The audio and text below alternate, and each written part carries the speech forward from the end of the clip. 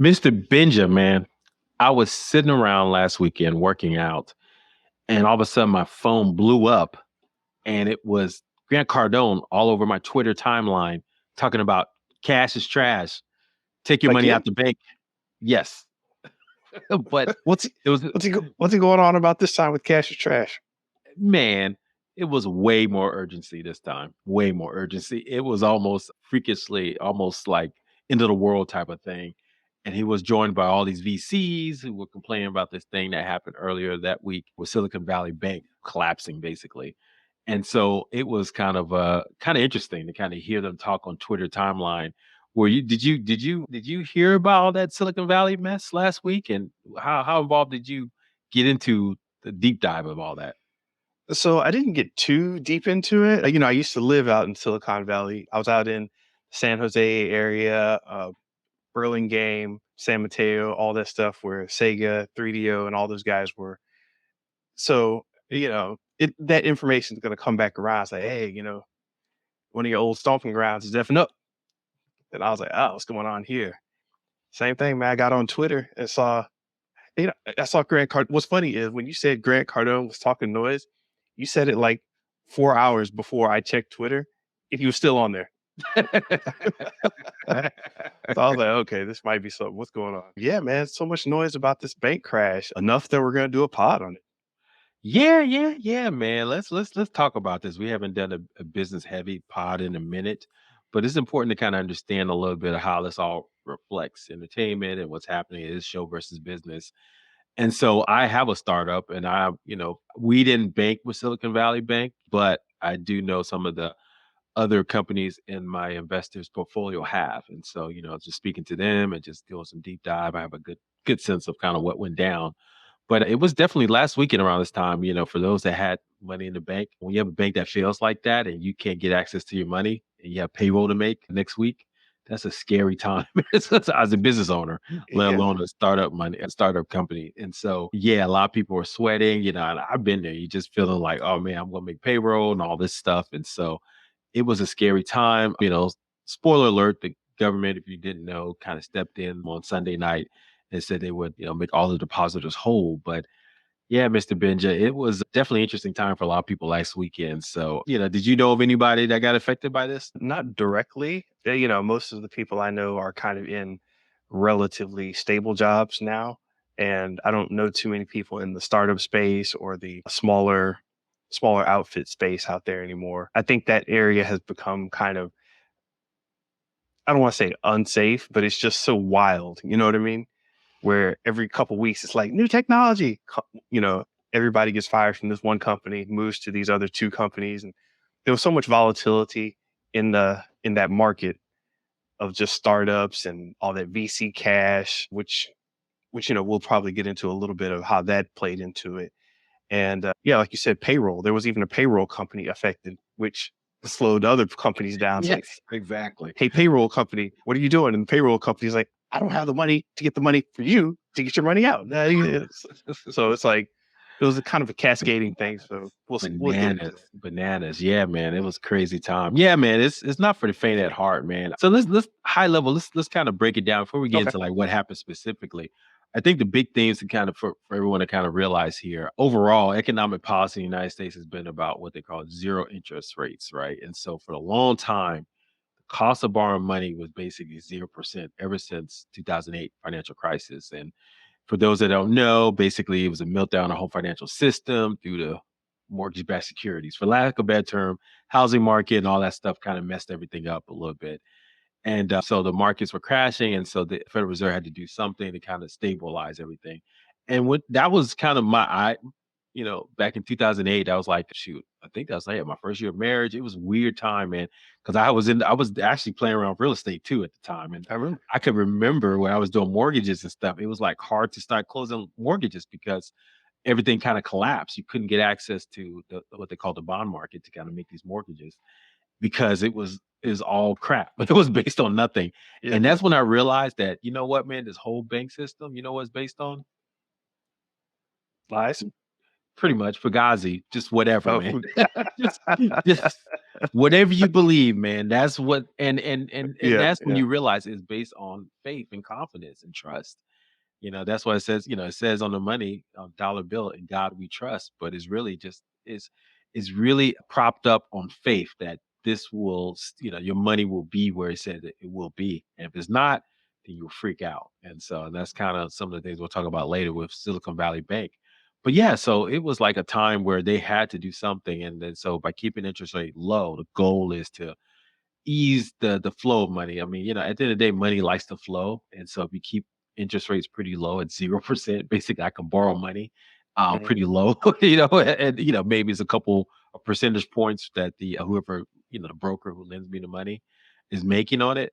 But I mean, that means it's easier to get access to capital, and so we had this since 2008. I mean, shoot, man, that's over 20, 13 years or so, of just getting access to free capital, and that gave rise to a lot of these startups, man. You see, because what happens is if you're an investor, Mr. Benja, so think about it. If you put your money in a bank and you're making 0% interest, does that make you happy? I'm happy. you, but if you had an opportunity though, Yeah, if yeah, I yeah. present you your opportunity, say, hey, do you want to invest in something that can make you more money instead of your money just sitting there in the bank making no interest? Oh, Would right, you, yeah. take that risk?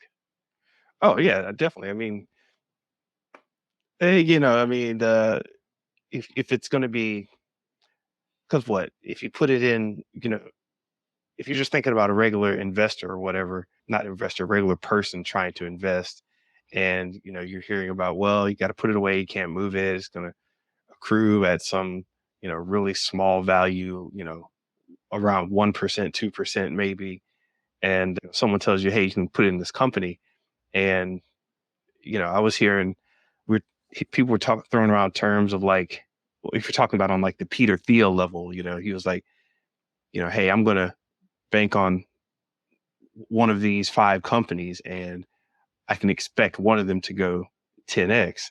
And if we're lucky, one of them can go 100x. And I was like, wait a minute, that sounds crazy. But like you were saying with the whole Fugazi thing, it's like they've got structures in place to do that. Absolutely. And I think that's the whole thing is you have to be aware that there's an opportunity, for bigger returns, if you put it into something, maybe a little bit more riskier, but the money sitting there is just not doing anything for you. And that was the consequence of, zero interest rates because now people have to search for finding more money. So that's why I mean, be honest with you, it probably gave rise to the crypto market, right? Because people are just Mhm. looking for something to put money in. And then, we remember during the pandemic, the stock market took off because there was like extra cash. And so could lead to extra cash. You were sitting at home, get an unemployment check, right? Nothing to do. The money was if you sit to put the money in the bank, it wasn't gonna do anything for you. You couldn't spend it. So you like, oh well, let me try this stock market thing. Because maybe I can make some extra money off of that. And that's when the stock market kind of took off, during 2020 and 2021. So, it's like people, money is always searching for it has to flow. It's always searching for a bigger return. Yeah. It has this, be like water, my friend, right? Isn't that Yeah. a famous sign? Yeah, that's what money is. It's looking for better returns. It's sitting there is just not doing us any good. And so I think that's kind of what the consequence. So because of that, to your point, you had all these investors like Peter Thiel and bigger investors like Sequoia and Andreessen Horowitz and A16Z. They had tons of money flowing in because what happens is they're what they call general partners, right? They control the access to the money and they can kind of, pick the portfolio companies, but then they get money from what they call limited partners. These are like, big institutions, pension funds, whatever. Mhm. They had nowhere else to put their money. So look, we trust Andreessen Horowitz. You guys picked Uber to make all this money with public. You picked, other big companies, Google and other companies, right? So Yeah. we'll invest our money in you. So here's a check for $100 million. So you can invest that into, picking the Yeah. winner. And that's actually a good point that you bring up with you said all those tech companies. This rise, if we look back before, they were talking about the previous 2008 era hit to the economy. I don't want I was about to say recession, but some people argue that point. Recession, depression of 2008. Now we come to that was mortgages. Now we come to this era, and it's like all happening on the backs of tech. Mhm. So you had all this money flowing through companies like, as you said, Google, Uber, Twitter, Airbnb, just all these huge companies with huge amounts of money flowing into it. And the tech sector has been booming for a long time. And what's funny is like, it's like the last thing they tried was crypto. And it's like, well, hey, what about this crypto thing? That's tech too, right? Yeah, yeah, yeah. Let's go, let's go, let's go. And suddenly you have e- SBF, happening right before SVB and all this nonsense happening. Sam Bankman-Fried, yep.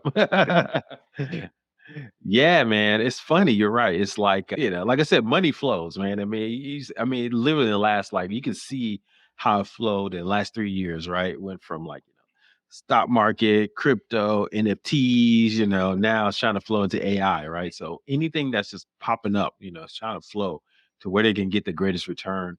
And so all these, going back to my original thought, all these, limited partners, they're just, regular people, sometimes pinch, but they represent bigger funds. They just say, hey, here's a chunk of our money because we have to show a return. Everybody's got to show a return on money. And so the limited partners control these access to like hundreds of $1 millions. They said, well, I got to take some of this money and make a return somewhere. And we're going to come back to this with Silicon Valley Bank. So we're going to take this and give this to, Andreessen Horowitz or Sequoia or, or Founders Fund, right? These big, Mhm. institutionalized VC companies who've proven that they know how to pick winners. So there's just so much money out there. And then 2020, during the pandemic, was even more money. Because remember, we thought everything was going to go to a remote world, right? I mean, we had Clubhouse, that app that blew up, we talked about Right. previously. They got $1 billion in like less than 30 days Yeah. because everybody's like, oh, this is the way people are going to do it.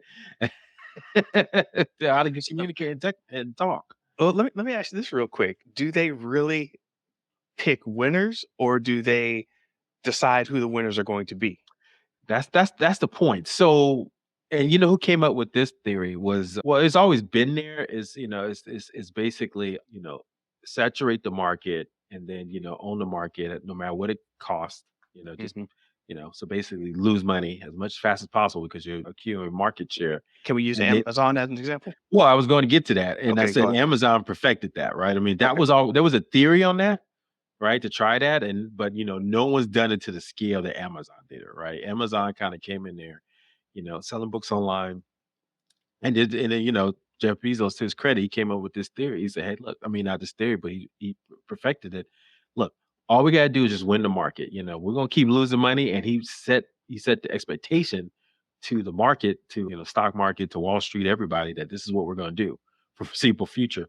And they got away with it. They were able to lose so much money because they were trying to get market share, and eventually they could turn the spigot on, and that's when they had billions of dollars. And so, to your point, I think a lot of these startups were doing the same thing because they could in the zero interest rate, because they're like, look, Uber, no matter, even if it takes you, $100 million to win over New York or Las Vegas, which were tough markets for them. Imagine the taxi fights that the government fights they had to go to. I saw Mhm. this TV show, Super Pumped. It was talking about the Uber story, like how they had to literally, fight the market, create like public campaigns, like a political campaign, to win opportunity to have public private drivers, pick up people versus taxis in New York and places like Mhm. Las Vegas.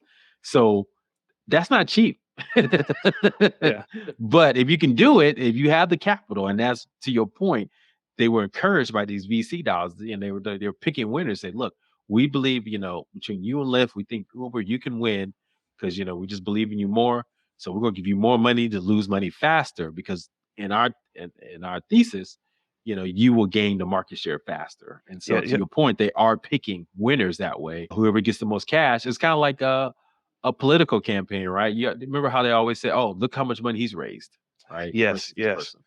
That was interesting the way you said that, like I don't want to mess up how you said it exactly, but they're rewarding you for losing money faster Yes. and getting the market share, the mind share, um, just that market penetration and that overall dominance.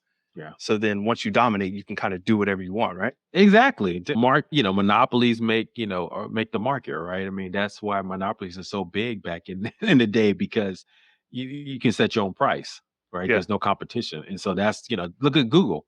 That's why they're so scared of AI now, and Microsoft, because that's going to get into their monopoly, which is search. they own what 80% of search, except for Mr. Benja who uses Bing. But everyone else is using Google search, Uh, and they're killing it. yeah. And so now they have to respond because this is a threat. Because if Bing starts taking market share from them, that's their cash cow, right? I mean, I think they make I think they said they make about 80% of their money in search off of like maybe what four keywords like travel, things like that. So it's like Mhm. they know, and people complain. They know the product's not good because every time you go Google and search for something, it's taking you like like a minute to find out exactly what you were looking for because they have all these ads and crap. So if AI can Yeah. create a better product for you, then Google's like shaking their boots because they don't have a monopoly anymore on search. Right, right, exactly. Quick little story. I was in Santa Monica, and I think Santa Monica's got the biggest, I mean, like, by a landslide, the biggest rate of Uber and Grubhub, one of those, Uber, Grubhub, something. It's like 9 times bigger than anybody else because nobody wants to go stand in line, hang out at these restaurants, and deal with all the parking costs and everything. So, and it's kind of pricey out there as far as living and parking. So it makes sense. I was out there one day and I'm driving around, and all of a sudden I see all these bird scooters, like a lot of them. The little Yeah. scooters you find inside. I mean, there was just a lot of them. I'm like, why is there one of these at every block? And I saw this flyer up, and the flyer said, hey, we're Bird Scooter. We're here to do this and that and that. So I broke out my phone and looked into it. And yeah, like you said, they were fighting. They were doing that. They were campaigning, like the city of Santa Monica, because they wanted in on some of that action. Where it's like, Hmm. hey, parking's a problem around here. Oh, maybe we can penetrate with Bird and have people scooting around, and safety is our concern. And it was like a big, big deal. And they were losing money like fast. Hmm. But Hmm. yeah, they were trying to change the landscape, and that whole thing just like kind of snapped to reality when I was there with like literally two bird scooters at every corner of every block that you walk down.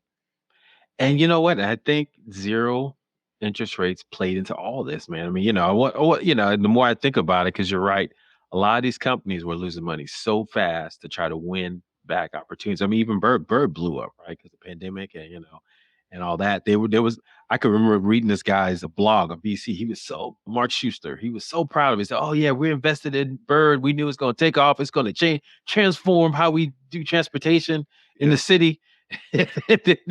Now you don't hear nothing about it, right? Because it blew up and imploded. I mean, I think they're trying to just sell like scooters to people, to the home.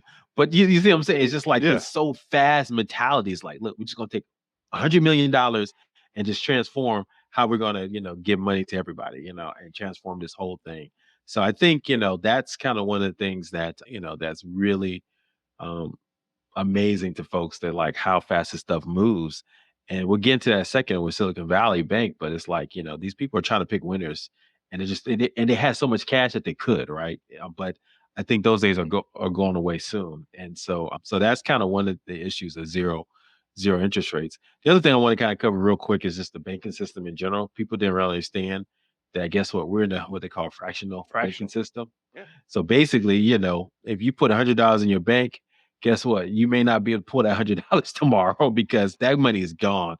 That bank is taking your money and sending it out to so many people, and so they can make money off of it, right? A bank is still, it's still a company. It's not nonprofit, so it has to make a profit off that money.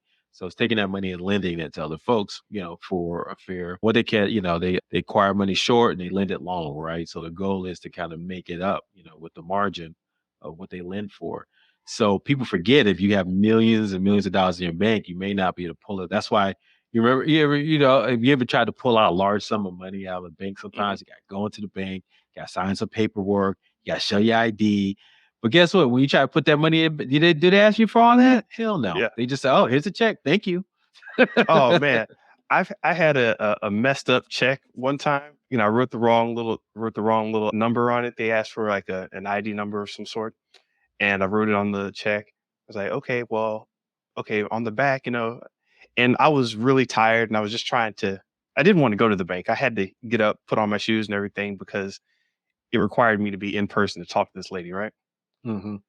So I was like, So I was like, listen, something happened with the online deal and I need to come in and do this now. So that's why I'm here at the bank at all. And she's like, okay. Started filling out this check and everything. And man, I was so tired that I endorsed the back of my own check for some reason. And I'm like, oh, wait, I didn't mean to do that. I endorsed it. And she's like, oh, no, no, no. There's no problem here. This other lady came over and took out some paper and they signed it and said, he accidentally did this on the check and da da da. Don't worry about it. We'll take the money now. And I was just like, "Oh, it's just that easy to give money?" I thought I'd Very have to. easy. Yeah. They Don't worry about starting over. Just give straight. Nah, man. But if you try to take that money out, brother, Nope. man, this I would say, hey, what's your name again? What's your last name? What's your middle name? Where's your mom from? Who What's your are you? cousin? Yeah, who are you? Put your fingerprint here. Yeah, because that money's gone, man. And I think people forget, and that's where that trust comes in. And also, that gets into like the regulations that kind of came about from 2018. I've been thinking about this, like, there are certain things they have to do. They have to have a minimum amount in the bank, right? Just in case something like that happened.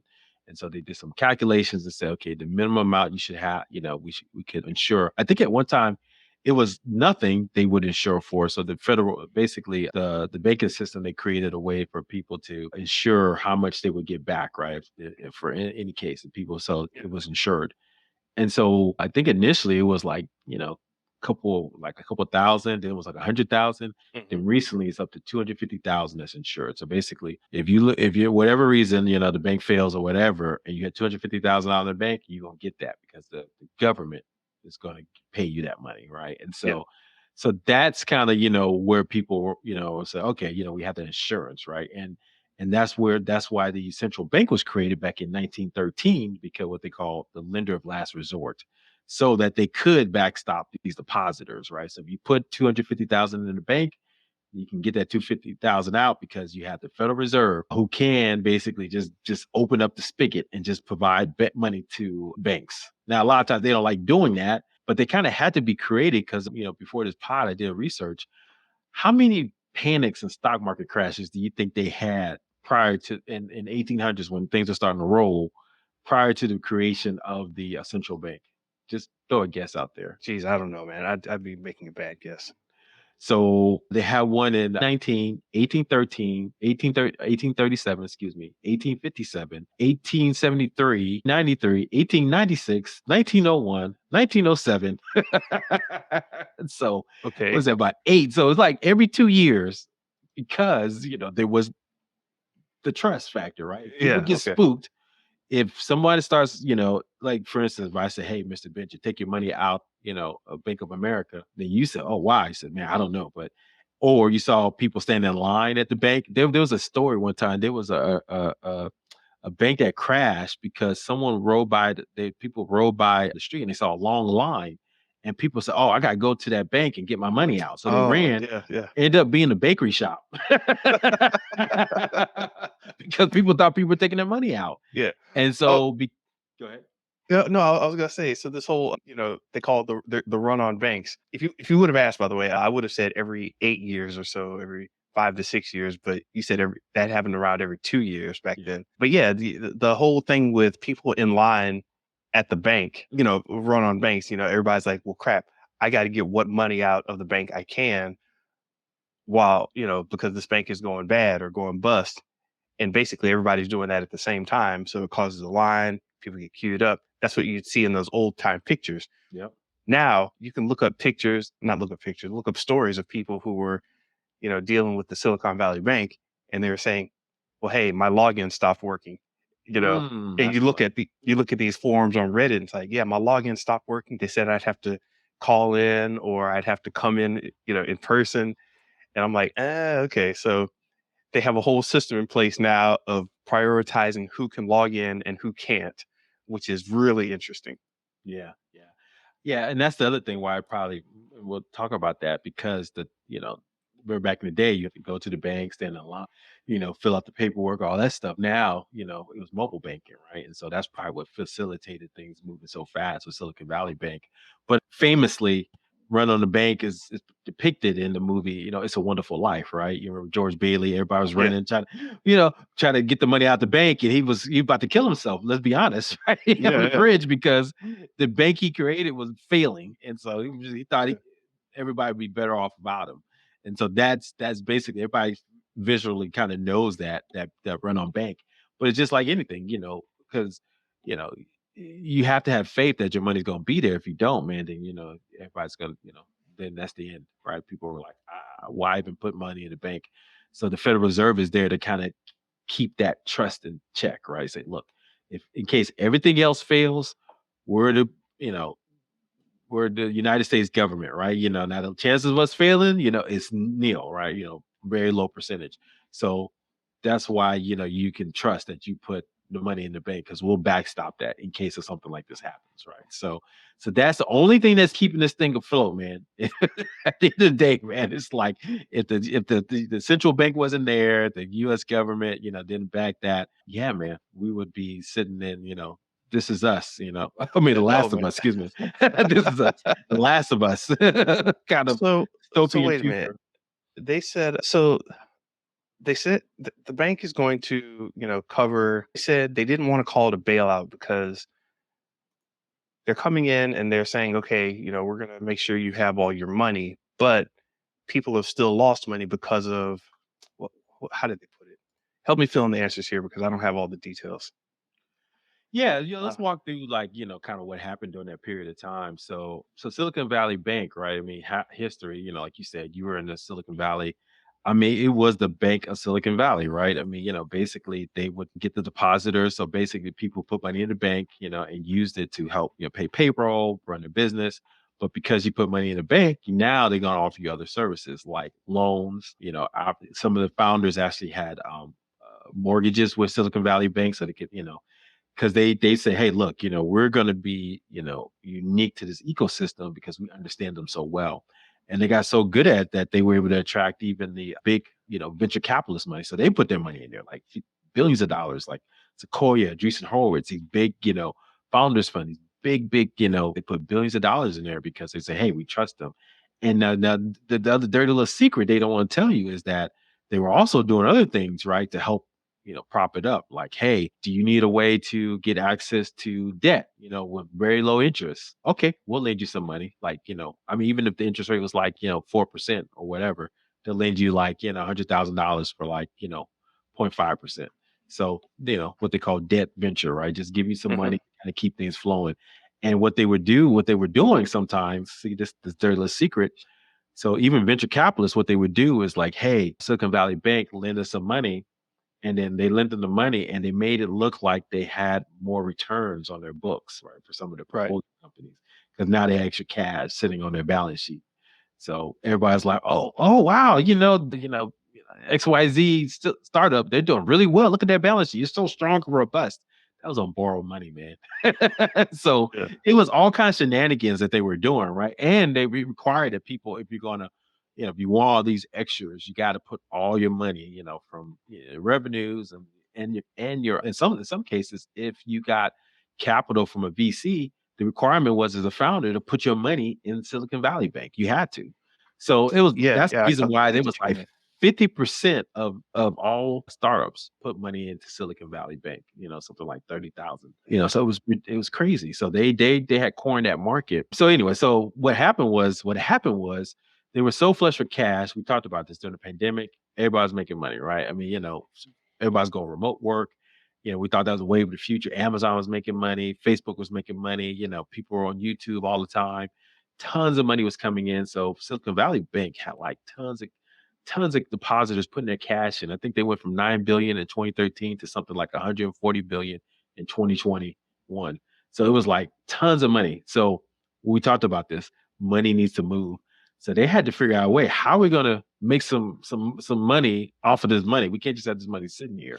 So they made the big. That sounds to the layperson. That sounds the way you put it just sounds funny to me. It's like, wow, we went from 9 billion to 140 billion. We can't just sit around. We got to make more. It, Well, they're this publicly traded company too, right? yeah, So yeah. you have to show if you're growing, you gotta show you're growing, right? And so Mhm. and the only way you show you're growing is if you take that money and you're making more money with that money, right? And then you say, hey, look how much revenue we made. So and I think their stock was at a all-time high too. It was like going up. It was like at the 200s at the time, right before it crashed. So people were investing in the bank as in equity, as well as bank was trying to make money off of the money they were getting from depositors. People put their money in the bank to do banking things. So, make a long story short, they were like, okay, we have to, invest this money somewhere. So what they did was, they said, hey, we're gonna invest in something that's not that risky. They could invest in crypto. They didn't. They could did the FTX move and have a hedge fund and put all their deposited money into a hedge fund, which which is investing Yeah. in very risky stuff. They didn't do that, but they made a critical mistake. They put their money into treasury bonds at a time where, the interest rates were low. And the challenge with that is once they did that, they said, okay, we want, some more revenue off of that. So if you just like if you buy something and if it's like say, like CDs, for instance. Mhm. Have you did CDs before? No. So CDs are cash deposits. And so basically, if you do like a 2-year CD, you say, hey, I pay like, $50 and in 2 years, I'm gonna get 5% of my money, right? Well, if you buy $50 CD and like keep it for 5 years, then you'll get more interest rate because you're holding it long, they're holding your money Right. longer, so they'll give you more interest rate for it. So that's what Silicon Valley did. They went after like, debt instruments like CDs in instance for a long time. They said, hey, these 0% bonds that we have now, we want to hold for 10 years. So you're gonna give us more interest rate, right? For that. They said, okay, that's fine. But what was the challenge with that? They got the interest rate so low. So what happened was when the interest rates start going up, that little 5% they were gonna make on it was worth nothing. They could have been making 20, 30%. And so now the money that they were supposed to get later, it worth nothing almost. So you had to sell those at a loss so they can get those higher bonds. So that's what happened. They basically the balance sheet looked like crap. And balance sheet basically is just how much cash you have, basically your assets minus your liability. So, all these things like cash and cars, CDs, cash deposits that you have, their balance sheet went down because they had to sell all those other bonds that they had at loss. So instantaneously, they were basically, out of cash. Right. And then when people heard that, this is the second part of that. When people heard they were out of cash, and the way they communicate that was last Wednesday, they said, hey guys, we have a little cash issue here. We're probably going to have to, raise some money, right? We need some more cash, just so they can meet the minimum requirements of having, when we talked about fractional banking, Yeah. They need to have a minimum yeah, amount of cash on cash hand reserves. Yeah. just in case, just in case. So they were just like, "Hey guys, don't worry about it. Nothing to see here, but we just need to raise some more capital." Okay. Then of course, these VC tech bros, they got wind of that. What? That don't But smell right. And so I VC think, Tech Bro 1, let me call it VC Tech Bro 2. Hey, did you hear about this? well, what they did was they did.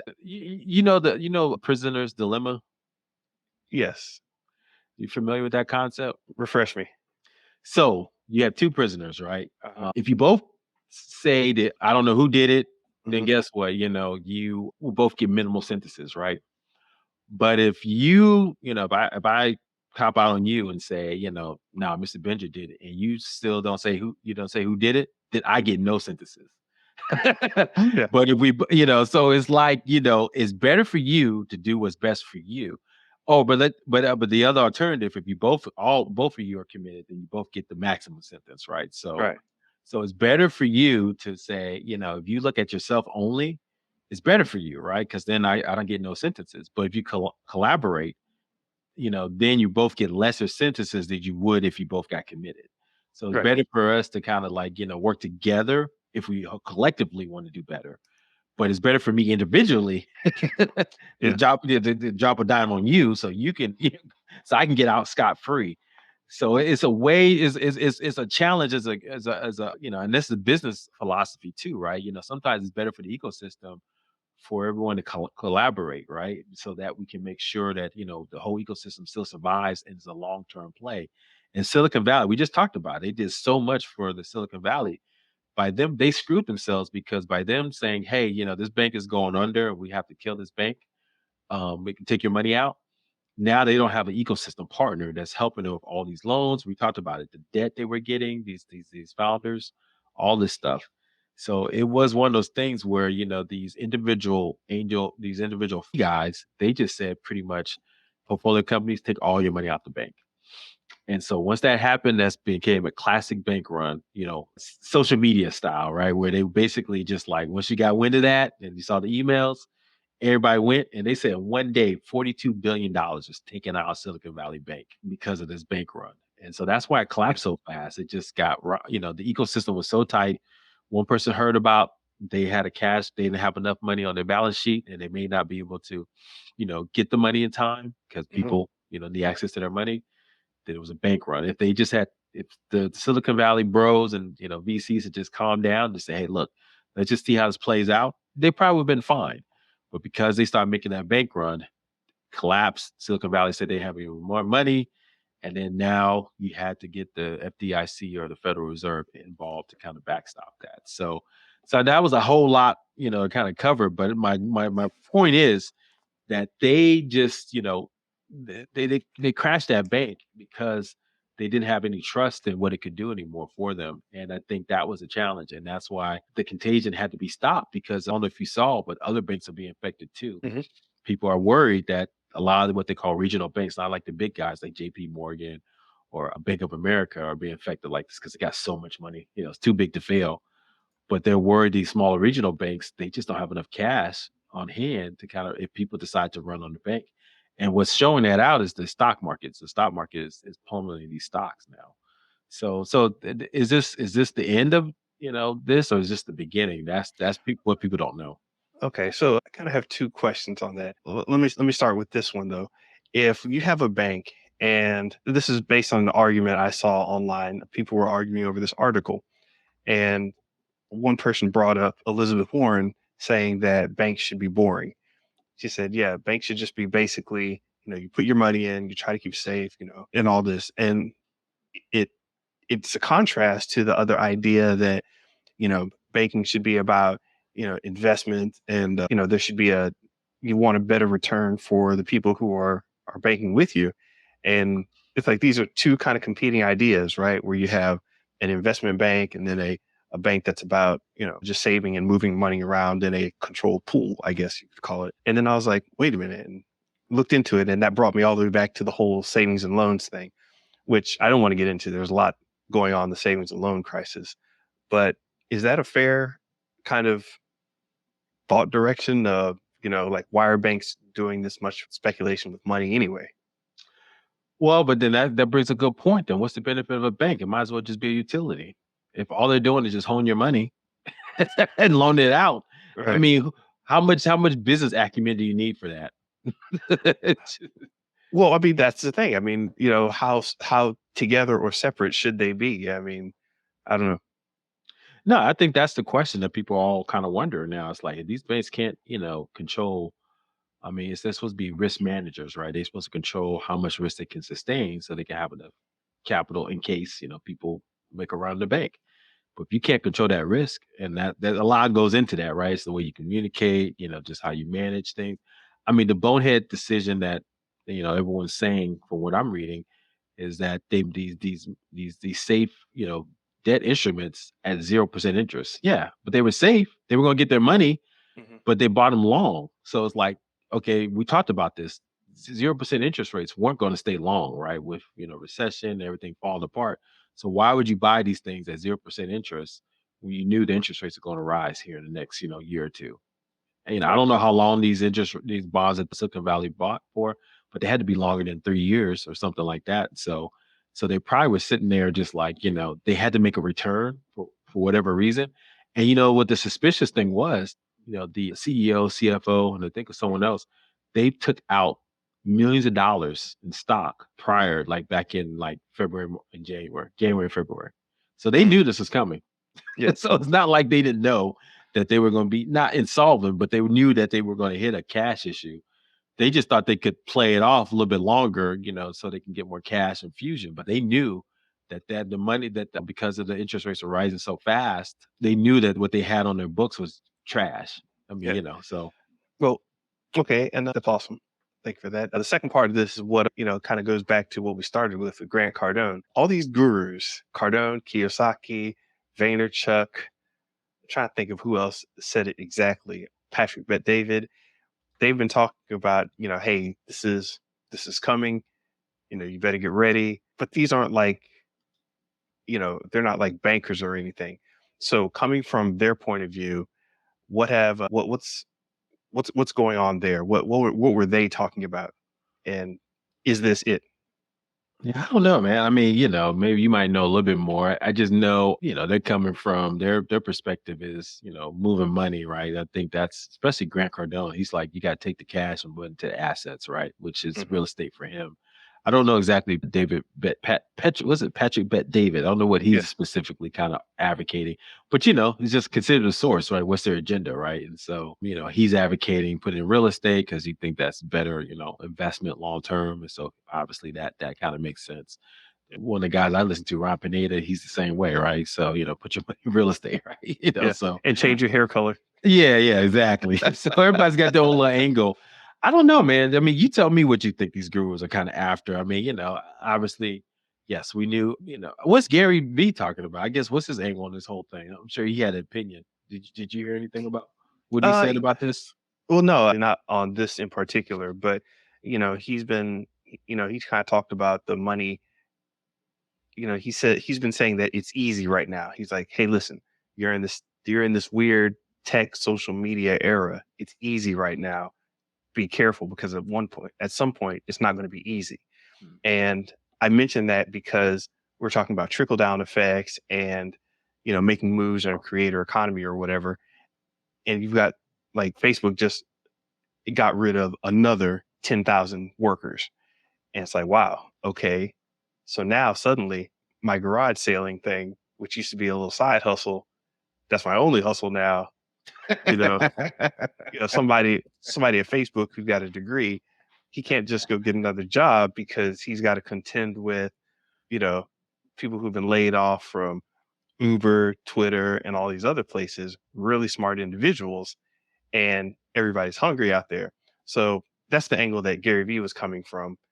And, you know, his game is just to talk to the people and find out where the people's attention is going so he can maximize that, which is an interesting angle. But No, he's not wrong. I mean, I think we're definitely, entering an age where it's not going to be as easy anymore, right? I mean, people have to be profitable because you're not going to get access. I mean, it goes back to my original conversation around access to capital. It's not going to be easy to get, either from the tech bros, equity or, venture mm, or even debt, even it's going to be hard. So those are the two ways you can get extra capital, right? From debt and equity. And those dry up, how is you going to grow a company with no, so you're going to have to be a lot smarter. Even my business, right? We got some capital and, some investment. And I told my investors, I'm like, we're trying to get profitable, man. Sorry. I saw this, right on the wall months ago. And so, yeah, I'm really watching like, how we spend our capital. Yes, we have some debt that we're using, but I really don't want to do that too much more because I know these interest rates are changing all the time. And so it's going to be harder and harder to do that. And so I'm just trying to build a profitable business because I think that's the only way you can. I mean, survive. If you can be profitable and you can eke it out, then you'll be fine. So it's just business 101, which has been like that way for business for what? Thousands of years. So the only change has been, oh, we got a new remix, right? All you gotta do is get some capital and lose money faster. That's how you do it. Man, yeah, that dog won't hunt as after a while, man. That thing got die, man. I mean, they may try to figure out some kind of way to bring it back. I mean, I don't know how though right now. I mean, it's gonna be interesting times, man. I think everybody's gonna realize. I mean, I already seen some startups kind of, that I've known that like raise some money, they already DOA, they just see the writing on the wall. And so I think, which is I think is a good thing. I mean, yeah. it needs to be a reset. People need to kind of think through like exactly what they're building and how to be profitable with that. And that's how you survive. And so this circles back into entertainment, so do we want to kind of talk a little bit about like how this will affect entertainment? I tell you a little bit. I think, and maybe you can talk a little bit about the other companies that got affected by this. Now, let's be honest, none of them are going to be affected in the short term because, right now, number one, they probably move their money into JP Morgan, the Yeah. bigger, more secure bank. So that's fine. And number two, Janet Yellen and the Fed, they just pretty much said, hey, you can get all your money. So you put $30 billion into or $30 million into a Silicon Valley bank, you probably got your money back already, right? So because the government, opened the spigot to allow that to happen. So so does that mean, there's no more limit on 250,000 anymore? It's just like, just put your money in bank, put 50 million in the bank. Guess what? The government will protect it. I don't know. I don't know if that's the case, but we're going to see what happens. But so my take real quick, I think so, we always talk about Amazon and Apple, kind of like, hey, they're going to be in the streaming wars for the long term. People know that it's losing money. That's why we see WB dying, not killing off a lot of their streaming stuff. Even Disney Plus, I don't know if you saw that. They got rid of Willow recently. I don't know if you saw that the Yeah. first season. That's like, wait a minute, they own that property. Why? Was it that expensive? But I mean, Disney is like cutting stuff on streaming. But you always thought Apple and Amazon would be okay, right? They make so much money off of tech, right? But could that be in jeopardy now, right? Because Amazon has made some layoffs, Apple not as many yet, but who's to say that next version of the Apple phone, who's going to have this disposable income to buy that, right? And so Yeah. that's going to be interesting. See if Apple and Amazon are going to be alone in the streaming game, or just putting money out like they have been. Because we always said, okay, Netflix, everybody else is changing their models a little bit, but Amazon and Apple, oh, they're just gonna keep putting money into this. It's couch change for them, right? They don't care. But now they may start caring, and so we may see them canceling stuff a little bit faster, be more discriminate, or maybe even not even stay in this for the long term anyway, right? So we'll see. Even though I did send you that post about Amazon, what they're doing with a Black Friday football game, Prime. Yeah, That's yeah. That's genius. that's kind of nice. That's genius. You know what? That's one of those things where you can you can pull from another. You're talking about entertainment and media that gets put out there, and there's always, where does it connect? It's the platforms, right? So if they spent all this money, like we were talking about before, building these platforms, getting this attention, like we were talking about with Amazon, and getting all the mind share and the usage, it's like, okay, this stuff has been making money. So once they've done that, that means they're starting to push back on the other platforms, the older platforms, the smaller platforms. Now you have to come over to this new area of let's say streaming. Since we Mhm. were just talking about that. Now it's like, okay, now that everybody has to deal with streaming, how can we maximize on that? How can we build a better product for that?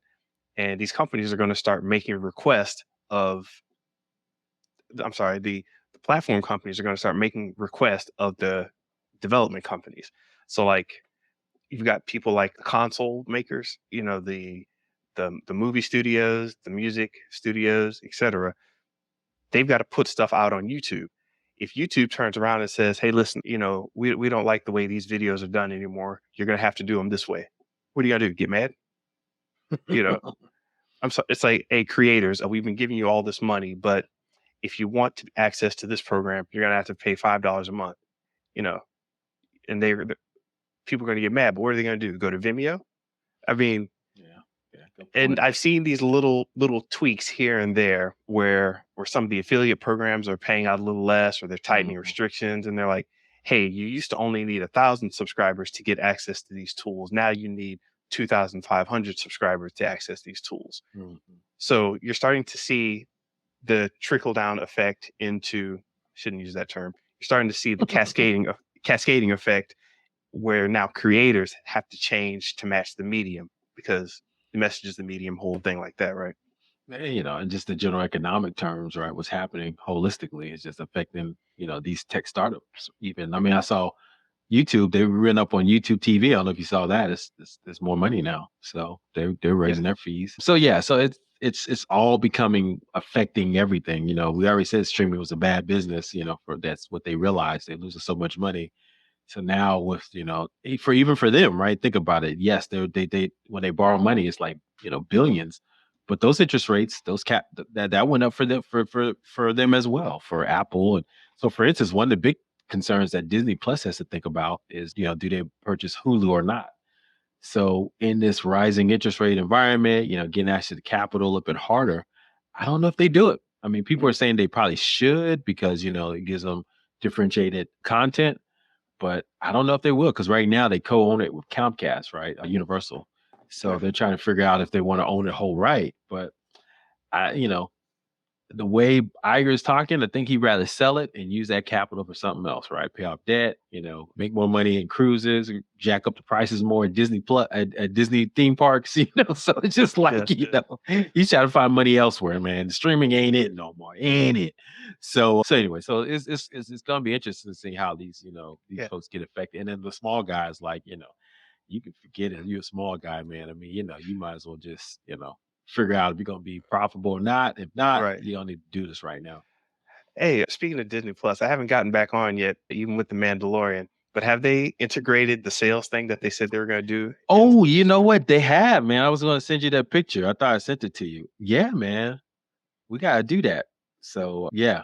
So we gotta figure that out, man, because they actually were when you watch The Mandalorian, they even say there, I'll send you the screenshot. Maybe we'll share it on our socials. But they I'll show tell. you a screenshot. They Yeah. show you like, hey, interested in some of the content here? Here, click it here. And I tried to find it. I didn't see it right away. I may have to do some more digging. But yeah, they are doing the integration. I'm sure they're gonna do more of that, as we go along because it just makes sense. I mean, Disney's in the market of merchandising experiences at the theme parks, the cruises. So why wouldn't they use Disney Plus as a gateway to that? So it just makes sense.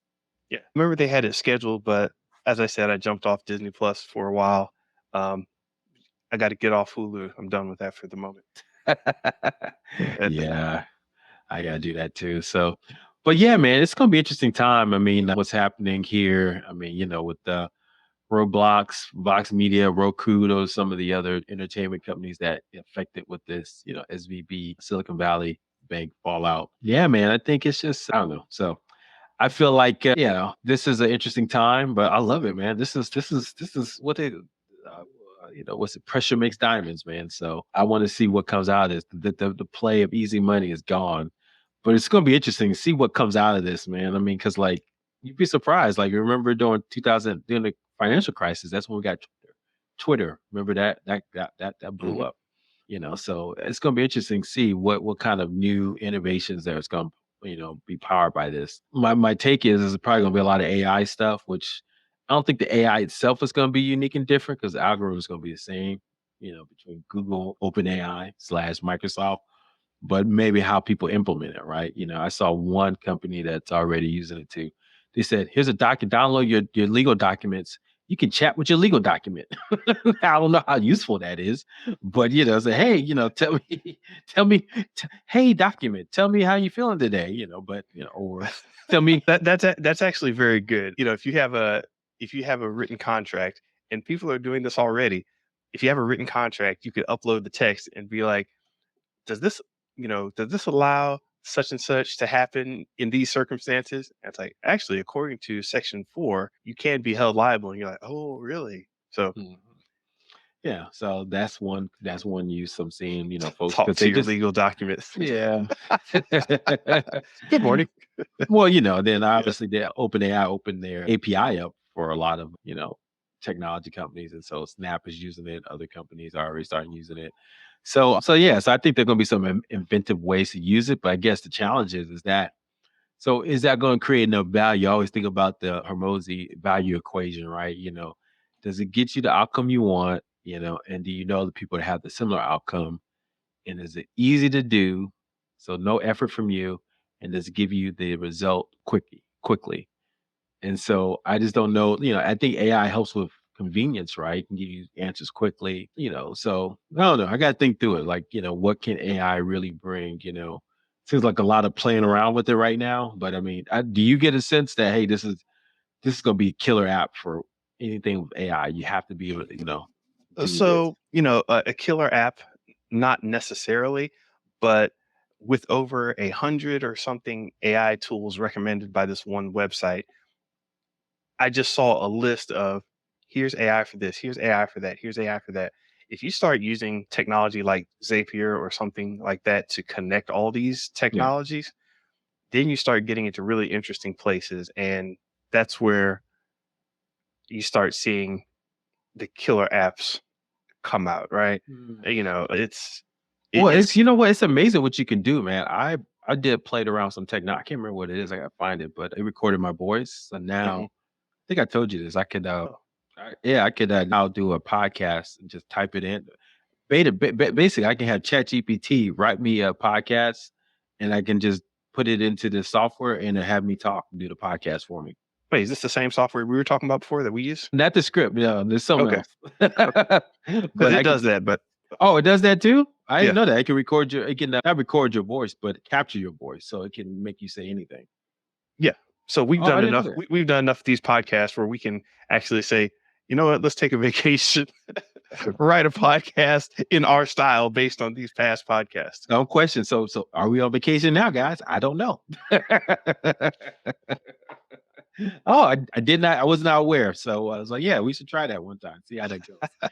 Do comparison. Maybe we'll do on our AI review. Maybe we'll do that here. That'll be another pod we do. So So yeah, we're coming back to AI definitely. yeah. All All right. right. Well, man, Mr. Benja, anything else, man? What you got going for the week? What do I have going?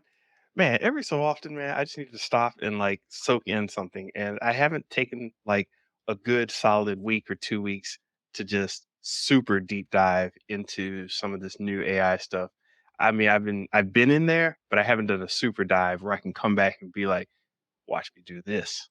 So it's a little technique thing I got from Bill Gates where it's like every so often just take 2 weeks off and go super heavy on one topic and then come back out and you're like, I'm better than all of you. Okay. Are you done? Are you still in it?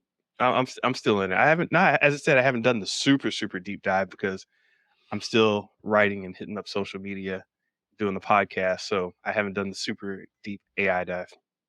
Nice, nice.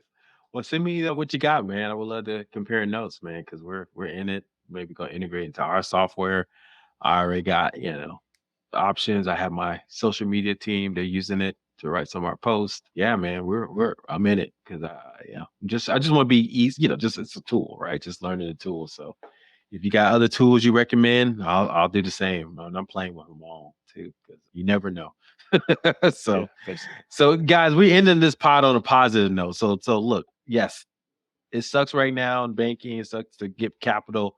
But guess what? You got to think about the positive. Keep your eyes on the positive. And guess what? There's some new stuff, new technologies, new tools coming out that can help you grow and build your business, whether it's in business or in entertainment. So me and Mr. Benja, we got you guys. So that's all I want to say there, man. Got you. We got you. So, hey, everyone. Thank you for listening. Please like, subscribe, and comment at Show versus Business on Twitter, YouTube, and Instagram. Listen to us at Spotify, iTunes, or wherever you listen to podcasts. Also, if you like the show, check out our website. Go check out Show versus Business. All right, Mr. Benja. Take care. Peace.